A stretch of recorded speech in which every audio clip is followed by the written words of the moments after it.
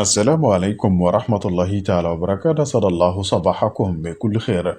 إليكم أبرز عناوين الصحف السياسية السودانية الصادرة اليوم 18 مارس 2026. فضلا لا تنسوا الصلاة على النبي ولا تنسوا دعم القناة بالإعجاب وكذلك بالاشتراك تشجيعا لنا لتقديم المزيد إن شاء الله. أماني الطويلة ممارسة الإسلاميين تزيد تعقيد المشهد السوداني. لجان القضارف ترحب بعودة لجنة إزالة التمكين وتصفها بخطوة دائمة لمسار الثورة.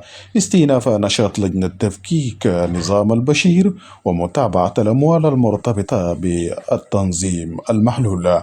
حاكم النيل الأزرق يصدر قرارا بعدم فتح مكاتب لأي حركة أو تنظيم عسكري جديد بالإقليم. تضارب الأنباء حول هوية الطائرة المسيرة التي أسقطت بمدينة الأبيض. أردول يتهم الدعم السري باستهداف مدنيين في الدلنج. الجيش السوداني يعلن صد هجمات في الطينة والدلنج ويقر بفقدان السيطرة على بهرة. من التمكين إلى العزلة، قرار واشنطن يضع السودان أمام مرحلة حساسة جديدة.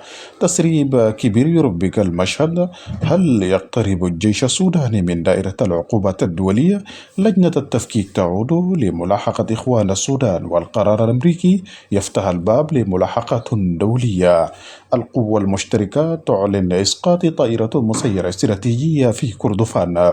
لجنة تفكيك نظام 30 يونيو تعلن استئناف عملها وتصف قرار تجميدها بأنه غير قانوني. الجيش السوداني يعلن تفاصيل معارك بارا والأبيض والدلنج. لجنة إزالة التمكين تستأنف عملها برئاسة محمد الفكي سليمان. منظمة دولية تدعو لإطلاق سراح صحفية نيالا. موسى هلال ينفي اتهامات عبد الرحيم دغلو بشأن أحداث مسترها. إعلان تشكيل لواء عسكري جديد بمدينة مروي شمال السودان. بيان جديد من وزارة الخارجية الأمريكية بشأن السودان. البرهان يعلن موقفه من الإخوان والشيوعيين ويعلق على معارك دارفور وكردفان. الدعم تعلن عمليات متزامنة في دارفور وكردفان وتسيطر على كورنوي وبارا. آلاف يتظاهرون في الدين بولاية شرق دارفور دعما لقرار واشنطن. ما الذي حدث في أم درمان فجرا؟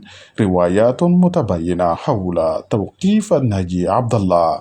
عناوين محلية: موعد إجازة عيد الفطر في السودان وسط استمرار التوترات في البلاد. بعد يصدر مرسوم تنظيم أعمال التعدين التقليدي وضبط آليات التعدين بالنيل الأزرق. معرفة موعد أول أيام عيد الفطر المبارك في السودان 2026. والي سنار يشدد على سرعة إنجاز الطريق الرابط الريف الغربي بمدينة سنجا. مدير عام الإنتاج بسنار يبحث قضايا الخريجين بالولاية.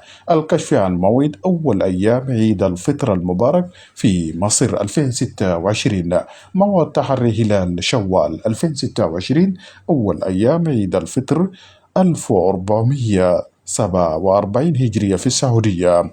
عناوين اقتصادية. فضلا لا تنسوا الصلاة على النبي صلى الله عليه وسلم ولا تنسوا دعم القناة بالإعجاب وكذلك بالاشتراك تشجيعا لنا لتقديم المزيد إن شاء الله. السودان يشهد انقطاعا واسعا للكهرباء في 3 ولايات. كهرباء السودان تودي آخر المستجدات وتعتذر للمواطنين عن الانقطاع. أسواق نيالات تنتعش مع اقتراب عيد الفطر وسط إقبال كبير على الملابس. دعوة عاجلة لإعلان سعر القمح بعد زيادة تكاليف الموسم بنسبة 79%. شركة أسترالية تنسحب من منجم ذهب سوداني بصفقة 260 مليون دولار. عمليات احتيال عبر تطبيق بنكك تنتهي بتوقيف شبكة كاملة. شركة كهرباء السودان تعلن تقدما في إصلاح الكابلات ويبشر بقرب عودة الإمداد. سعر الدولار في السودان الثلاثاء 17 مارس 2026. أسعار العملات مقابل الجنيه السوداني في السوق السوداء. سعر الدولار الثلاثاء 17 مارس 2026 في السودان. أسعار العملات مقابل الجنيه في البنوك. الذهب يستحوذ على 78% من صادرات السودان. أرقام جديدة تكشف اتساع العجز التجاري. البنك المركزي السوداني يرفع سقوف التمويل الأصغر لأول مرة منذ الحرب. غربة ونزول موعد إجراء امتحانات الشهادة الثانوية للطلبة السودانيين في ليبيا. غرفة طوارئ محلية الطينة تختتم مشروع المطبخ الجماعي في منطقة هامي. منظمة دولية توثق أضرارا واسعة بعد حريق في مخيم العمدة للنازحين. جولة ميدانية تكشف تحديات خطيرة بمعسكرات النزوح بمناطق سيطرة حركة الحلو.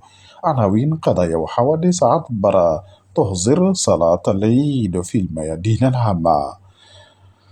ضبط منتجات تجميل محظورة بقيمة 15 مليار جنيه. شبكة احتيال عبر تطبيق بنكنغ تقع في قبضة الشرطة. الخرطوم القوة المشتركة تشن حملة أمنية كبرى وتفرض سيطرتها بسوق صابرين. الكشف عن تورط ضباط برتب رفيعة في تهريب النحاس شرق السودان. خسائر ضخمة في سوق منيم ضرابة بعد حريق واسع جنوب دارفور. مافيا النحاس في السودان تضرب من جديد. عملية إنقاذ استمرت لساعات، كيف انتهت مأساة بئر الخرطوم بحري. تجار ماشية يلقون حتفهم جنوب مدينة أبو جبرة في شرق دارفور. صحة وتعليم محلية الدبا تدشن بطاقات التأمين الصحي للأسر الفقيرة. تحسن الإمداد الدوائي إلى 80% وارتفاع تغطية التأمين الصحي إلى 92% بولاية القضارف. وزير الداخلية يرأس اجتماع غرفة طوارئ امتحانات الشهادة الثانوية للعام 2026. الأكاديمية العربية تقدم منحا للطلاب السودانيين في مصر.